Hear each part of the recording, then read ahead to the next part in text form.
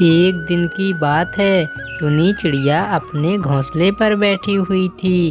तभी जोरों से बारिश होने लगती है। हे भगवान, ये क्या हुआ? मौसम तो नहीं था, पर अचानक से बारिश कहाँ से आ गई? अब तो मैं भीग जाऊंगी। मुझे यहाँ से कहीं सुरक्षित जगह जाना होगा। ऐसा कहकर टुनी चिड़िया वहाँ से उड़ जाती है और वह वहाँ से उड़कर एक सुरक्षित गुफा में चली जाती है। हाँ, ये जगह बिल्कुल ठीक है। जब तक बारिश होती है मुझे यहीं पर रहना होगा, नहीं तो मैं भीग जाऊंगी और फिर बीमार भी हो जाऊंगी। ऐसे ही जंगल में बहुत जोर से बारिश होती है। बारिश इतनी तेज थी, बारिश के कारण कुछ पक्षियों के घोंसले टूट जाते हैं और कुछ पक्षियों के घोंसले तो हवा में ही उड़ जाते हैं। बेचारे पक्षी अपनी अपनी जान बचाकर भागते हैं और जंगल के सभी पक्षी टुनी चिड़िया के साथ ही गुफा में छुपे रहते हैं। अरे बागवान, तुझे पता है जंगल में बहुत तेज बारिश हो रही है। अरे बारिश तो इतनी तेज है, सभी पक्षियों के घोंसले भी टूट गए हैं और पक्षी तो जान बचाकर इधर उधर भाग रहे हैं। अपना तो बढ़ गया है बागवान। अरे हाँ जी, जब तो मैंने आपको पहले कहा था अच्छा सा घर बना लीजिए, आपने मेरी बात ना मानी होती तो आज हम भी भटक रहे होते इधर उधर पानी से बचते हुए। अरे हाँ बागवान, पर आखिर में मैंने तेरी बात मानी थी ना। अब ऐसा कर, पकोड़े तल के ला, बारिश के मौसम में पकोड़े खाने का मन कर रहा है मेरा। तब तक मैं थोड़ा आराम कर लूं। कल्लू कौवा और उसकी पत्नी कल्लू बारिश के मौसम का खूब एंजॉय करते हैं, क्योंकि उनके पास तो लकड़ी का घर था जिससे बारिश में उन्हें कोई परेशानी नहीं होती। ऐसे ही 2 दिन बीत जाते हैं और फिर 2 दिन बाद मौसम एकदम साफ हो जाता और बारिश भी बंद हो जाती है।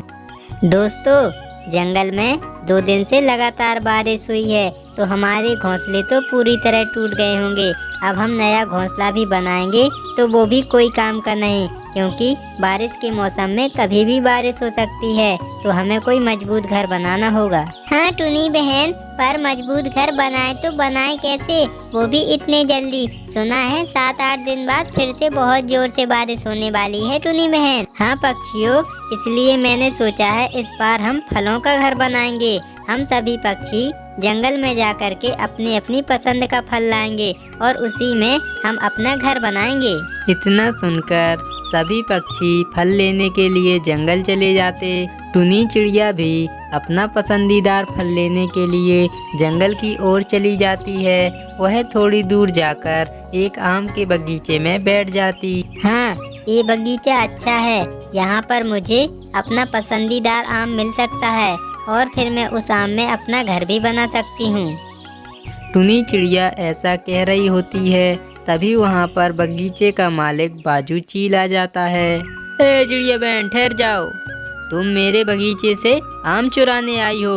अब मैं तुम्हें ऐसे नहीं छोड़ूंगा, इसकी मैं तुम्हें कड़क सजा दूंगा। अरे बाजू भाई, आप खामोखा परेशान हो रहे हैं। मैंने आपके बगीचे से एक भी आम नहीं तोड़ा, मैं तो दूसरे जंगल जा रही थी, थक गई इसलिए सोचा थोड़ा बैठ लेती हूँ।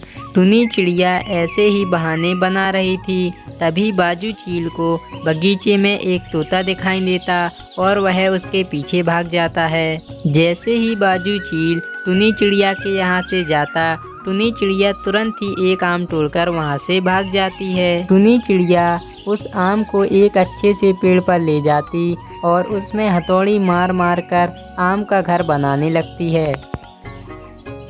जंगल के सभी पक्षी भी अपना अपना मनपसंदीदार फल लाते और वे भी पेड़ पर रखकर हथौड़ी मार मार कर अपने अपने फलों से घर बनाने लगते हैं। और फिर ऐसे ही कुछ दिनों बाद जंगल के सभी पक्षियों के फलों के घर बनकर तैयार हो जाते हैं।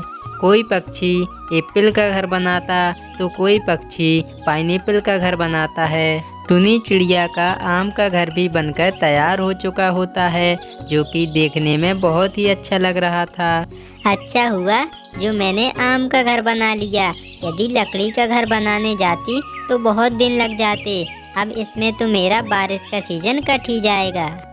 और फिर एक दिन अचानक से बादल गरजने लगते हैं, आसमान में बिजलियां तड़कने लगती और जोरों से बारिश शुरू हो जाती है। आज तो बारिश कुछ ज़्यादा ही तेज थी। अरे बागबान, ये क्या? आज तो बारिश बहुत तेज हो रही है। लगता है हमारा घर भी नहीं बचेगा आज बागबान। कल्लू कौवा और उसकी पत्नी ऐसे बातें कर रहे होते हैं, तभी बारिश और हवा के कारण उनका घर पेड़ से नीचे गिर जाता है।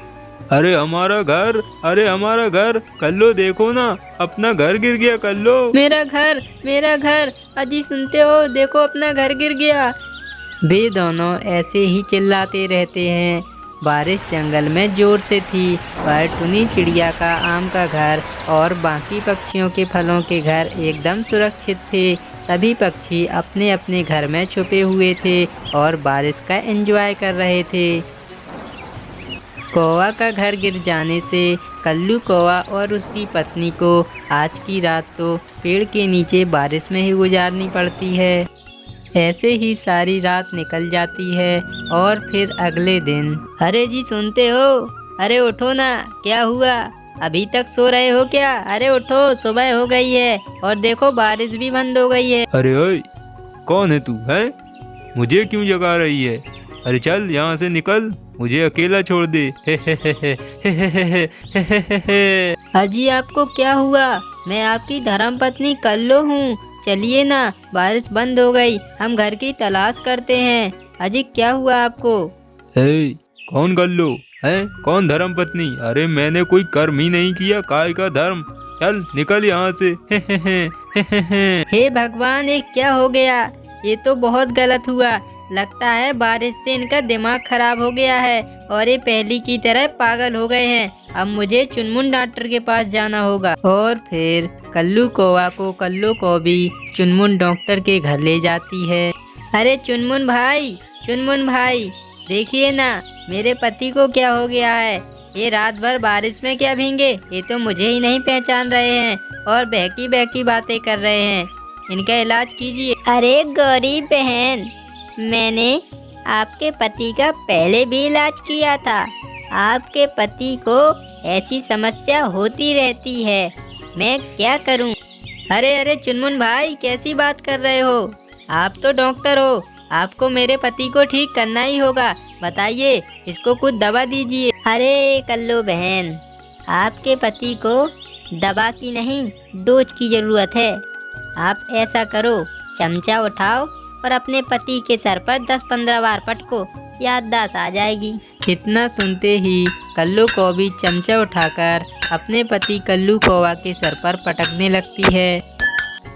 अरे अरे कल्लो, मुझे क्यों मार रही है? अरे मेरी तो याददाश्त आ गई। अरे वाह कल्लो, तूने अच्छा इलाज कर दिया मेरा। अरे वाह चुनमुन भाई, आपके इलाज से तो मेरे पति ठीक हो गए। चलिए अब हम चलते हैं, मैं पैसे आपको बाद में दे दूंगी।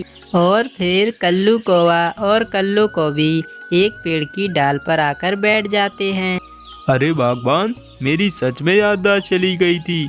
मुझे तो इतना ही याद है, अपना बरसात में घर टूट गया था और अपन बारिश में भीग रहे थे। पर उन पक्षियों का क्या, जिनके तो घर ही नहीं थे? अरे जी, आपको कुछ नहीं पता।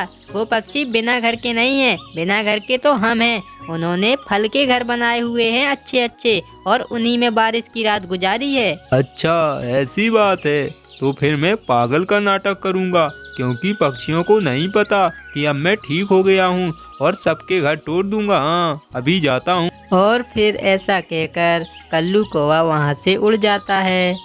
रिंकू चिड़ा के घर के पास कोई भी नहीं होता है, तभी वहाँ पर कल्लू कौवा पहुँच जाता। अरे वाह, पक्षियों ने तो बड़ी कलाकारी से बनाया है फलों का घर।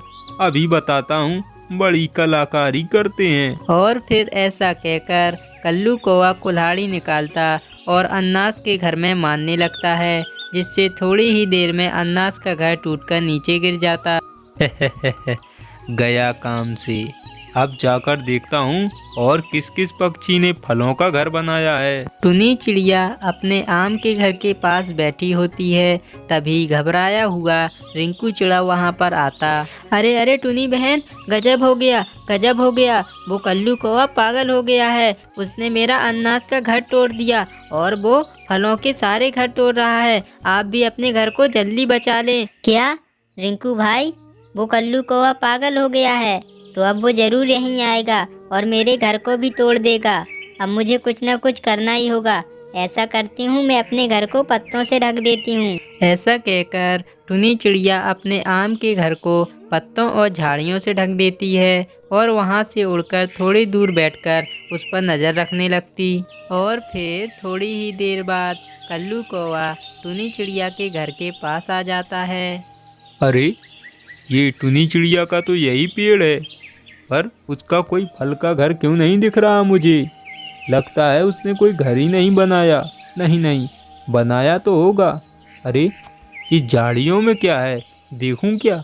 कहीं यहीं पर तो नहीं छुपा रखा है। हे भगवान, लगता है कल्लू कौवा को शक हो गया है कि मेरा घर झाड़ियों में छुपा है। अब मुझे वहाँ जाना ही होगा। कल्लू कौवा झाड़ियाँ हटाता उससे पहले टुनी चिड़िया वहाँ पर पहुँच जाती है। कल्लू भाई, आप यहाँ पर क्या कर रहे हो? कल्लू बहन को ढूंढ रहे हो क्या? अरे नहीं नहीं, मैं कल्लू अल्लू को नहीं ढूंढ रहा हूँ। मैं तो ये देख रहा हूँ, तुमने फल का घर नहीं बनाया क्या? सभी पक्षियों ने तो फल का घर बना रखा है। नहीं कल्लू भैया, मैंने भी बनाया था आम का घर, पर वो तो मेरा आंधी तूफान में ही टूट गया जिस दिन बारिश हुई थी। अब तो मैं घोंसला बना रही हूँ। क्या तुम मुझे बता सकती हो और किसने फल का घर बनाया है? मुझे फल का घर देखना है। हाँ कल्लू भैया, यदि आपको फल का घर देखना है तो आप यहाँ से सीधे चले जाएं। वहाँ पर एक चिड़िया ने बहुत ही अच्छा तरबूज का घर बना रखा है। इतना सुनकर कल्लू कौवा तुरंत ही वहाँ से उड़कर तरबूज के घर के पास चला जाता है। एक और फल का घर, अब आएगा मजा इसे भी तोड़ने में। ऐसे ही मैं सबके घर तोड़ के ही रहूंगा। ऐसा कहकर कल्लू कौवा कुल्हाड़ी निकाल लेता है। वह जैसे ही कुल्हाड़ी मारता उससे पहले मकान का मालिक बाजू चील वहाँ पर आ जाता और कुल्हाड़ी उसकी फेंक देता है। हे कल्लू कौवा, तुम्हारी इतनी हिम्मत, तुमने मेरे घर को तोड़ने की कोशिश की। अब मैं तुम्हें छोड़ूंगा नहीं, जान से मार दूंगा। ये मुझे छोड़ दो, मुझे नहीं पता था ये तुम्हारा घर है चील। मुझे और फिर मार खाने के बाद कल्लू कौवा जैसे ही छूट पाता वह जंगल छोड़ के भाग जाता और जिंदगी में कभी वापस नहीं आता है।